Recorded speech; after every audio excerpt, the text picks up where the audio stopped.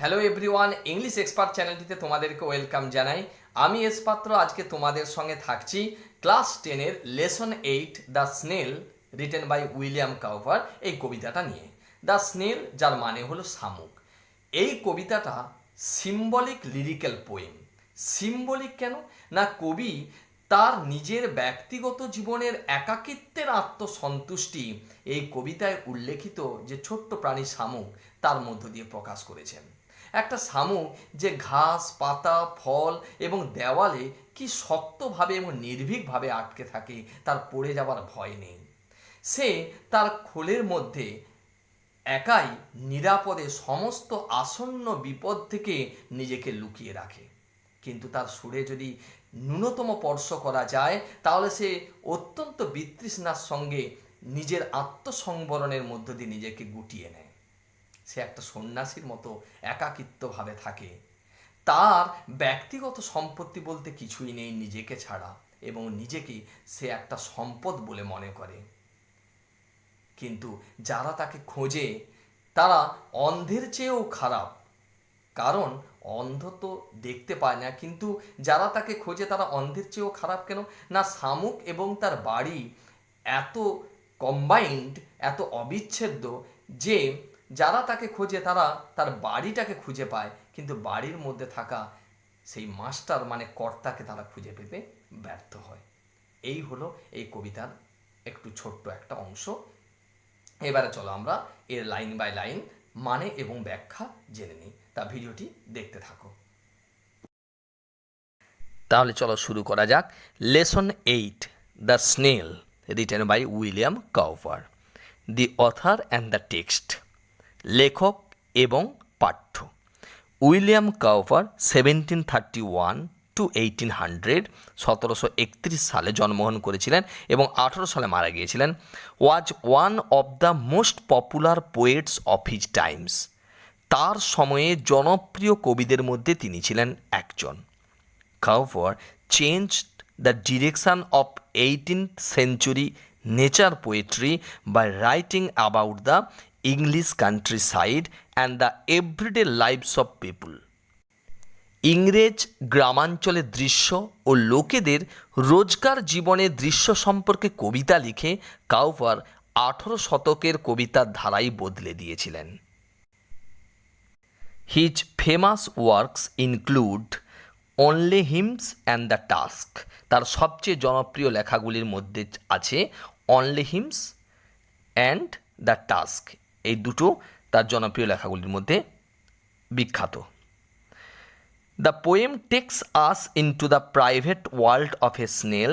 এই কবিতাটা আমাদেরকে নিয়ে যায় একটা শামুকের ব্যক্তিগত জগতে।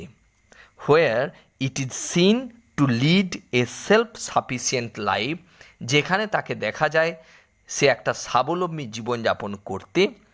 We are allowed to observe in minute detail the small yet self content world in which a snail leaves.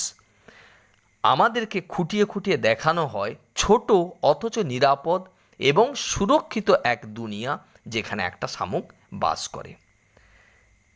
তাহলে চলো কবিতাটা শুরু করা যাক। To grass or leaf or fruit or wall the snail sticks close. ঘাস, পাতা, ফল অথবা দেওয়ালে শামুক কি দৃঢ়ভাবে আটকে থাকে। নর ফিয়ার্স টু ফল, তার পড়ে যাবার ভয় নেই। অ্যাজ ইফ হি গ্রিউ দেয়ার, যেন মনে হয় সে সেখানেই বেড়ে উঠেছে। হাউস অ্যান্ড অল টুগেদার, বাড়ি সহ সমস্ত কিছু নিয়ে একটা শামুক যেন সে সেখানেই বেড়ে উঠেছে। আসলে শামুকের বাড়ি বলতে কি না, তার খোলসটাকে বলা হচ্ছে বাড়ি। তো এই খোলস যেটাকে আমরা বাড়ি বলছি সেটাকে নিয়েই সে যেন সেখানেই বেড়ে উঠেছে এবং ঘাস, পাতা, ফল এবং দেওয়ালে শক্ত করে নির্ভীকভাবে আটকে থাকে। Within that house secure he hides, বাড়িটার মধ্যে সে নিরাপদে লুকিয়ে রাখে। When danger imminent betides of storm, যখন বিপদ যেটা আসন্ন ঘটতে চলেছে, কোনো ঝড়ের কোনো বিপদ, অর আদার হার্ম, অন্যান্য ক্ষতি, বিসাইডস অফ ওয়েদার, আবহাওয়ার ঝঞ্ঝাট ছাড়াও অন্য কোনো ধরনের ক্ষতি বা ঝড়ের কোনো আসন্ন বিপদ থেকে নিজেকে সে সুরক্ষিতভাবে সেই তার বাড়ি মানে যেটা খোলস বলছি সে শামুক সে তার মধ্যে নিজেকে লুকিয়ে রাখে। Give but his horns the slightest touch, দাও তার সুরে যদি ন্যূনতম স্পর্শ। His self collecting power is such, তার আত্মসংবরণ করার ক্ষমতা এমনই। হি শ্রিংস ইনটু হিজ হাউস, সে গুটিয়ে নেয় তার নিজের বাড়িতে উইথ মাচ ডিসপ্লিজার, অত্যন্ত অখুশিভাবে বা অত্যন্ত বিতৃষ্ণার সঙ্গে। তার সুরে একটা শামুকের সুরে যদি ন্যূনতম স্পর্শ করা যায় তাহলে কি দেখা যায়, সে তার নিজের আত্মসংবরণ বা নিজেকে গুটিয়ে নেওয়ার যে ক্ষমতা তার সাহায্যে সে ওই খোলসের মধ্যে নিজেকে অত্যন্ত অখুশিভাবে গুটিয়ে নেয়। হোয়ার এভার হি ডুয়েলস অ্যালোন, যেখানেই সে বাস করে সে একা বাস করে। দেখো শামুকের খোলের মধ্যে শামুক নিজেই একাই বাস করে। Except himself had chattels none, নিজে ছাড়া আর কোনো ব্যক্তিগত সম্পদ নেই। Well satisfied to be his own whole treasure, আর খুবই তৃপ্ত সে নিজেই নিজের সম্পূর্ণ সম্পদ হিসাবে। নিজেকে যে সে নিজে একটা সম্পদ মনে করে এতেই সে তৃপ্ত, নিজেই সে satisfied, because he thinks himself his own treasure, সে নিজেই নিজেকে সম্পদ মনে করে। Thus hermit like his life he leads, এইরকম একটা সন্ন্যাসীর মতো সে জীবনযাপন করে। Nor partner of his banquet needs, তার কোনো পার্টনার মানে কোনো সঙ্গীর প্রয়োজন নেই। Of his banquet needs, banquet মানে বিরাট ভোজ, যেটা সান্ধ্যকালীন একটা বিরাট ভোজ যেখানে প্রচুর লোক খাওয়া দাওয়া করে, এমন একটা ভোজে তার কোনো পার্টনার কোনো সঙ্গীর বা কোনো সাথীর প্রয়োজন নেই। And if he meets one, যদি খাওয়ার সময় কারো সঙ্গে দেখা হয়, অনলি ফিডস দ্য ফাস্টার, তখন সে নিজে দ্রুত নিজেকে পালন করে বা নিজেকে খাইয়ে নেয় বা নিজে খেয়ে নেয়। Who seeks him must be worse than blind, যে তাকে খোঁজে সে অন্ধের চেয়েও আরও বেশি খারাপ। কারণ কি, he and his house are so combined, সে এবং তার বাড়ি মানে খোলস এতটাই পারস্পরিক আবদ্ধ বা দৃঢ়ভাবে যুক্ত। ইফ ফাইন্ডিং ইট, যদি এটাকে খুঁজেও পায়, he fails to find its master, সে এর মধ্যে থাকা এই প্রভুটাকে খুঁজে পেতে ব্যর্থ হয়। তাই সে অন্ধের চেয়েও খারাপ যে এই শামুকটাকে খোঁজে। এবারে কবিতাটা আমরা একটু ইংলিশে আলোচনা করব যাতে তোমাদেরকে হেল্প করে যে কোনো ধরনের প্রশ্ন সহজভাবে নিজের মতো করে লিখতে। So name of the poem is the snail and name of the poet is William Cowper. Actually, this is a lyrical symbolic poem. Symbolic poem, why? Because the poet's private, lonely, satisfied life is presented through this poem.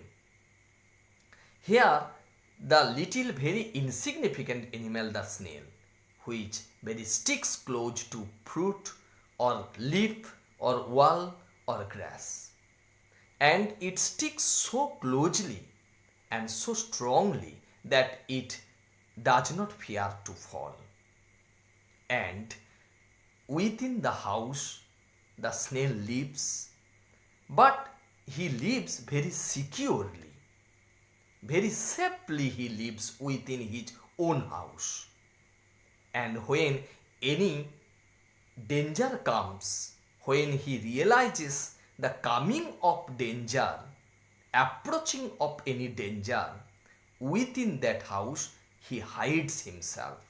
The danger may be besides of weather hazards, আবহাওয়া সংক্রান্ত ছাড়া অন্যান্য বিপদ যদি সে আসন্ন হয় তাহলে সে নিজের বাড়ির মধ্যে নিজেকে লুকিয়ে নেয়। and if any slightest touch is given to his horns, he has a self-collecting power. He shrinks himself.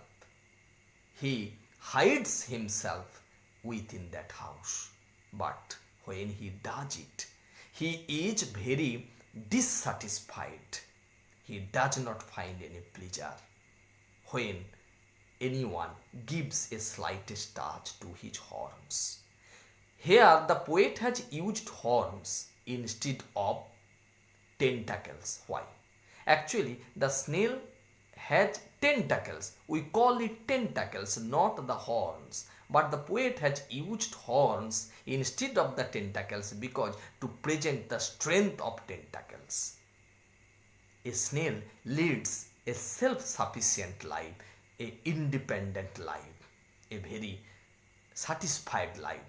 He lives alone, but he lives very satisfiedly. And he has no treasure except himself. And he thinks himself that he is himself a treasure.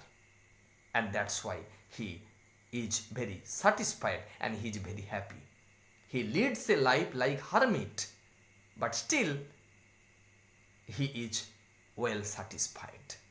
And when in a banquet means where lot of people come to have a dinner, the snail feeds himself faster, and this presents the self-centered life of the snail.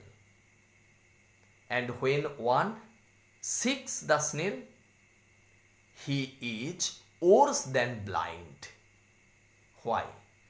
Because the house and the snail are so strongly combined that he finds the house of the snail, but he fails to find his master. So this is a little discussion in English about this poem. তো আশা করি এই কবিতা সম্পর্কে আর কোনো doubt বা confusion থাকলো না। আশা করি তোমরা ভালো করে বুঝতে পেরেছো। তাও যদি কোনো অসুবিধা থাকে বা কোনো সমস্যা থাকে অবশ্যই তোমরা কমেন্ট করে জানাবে।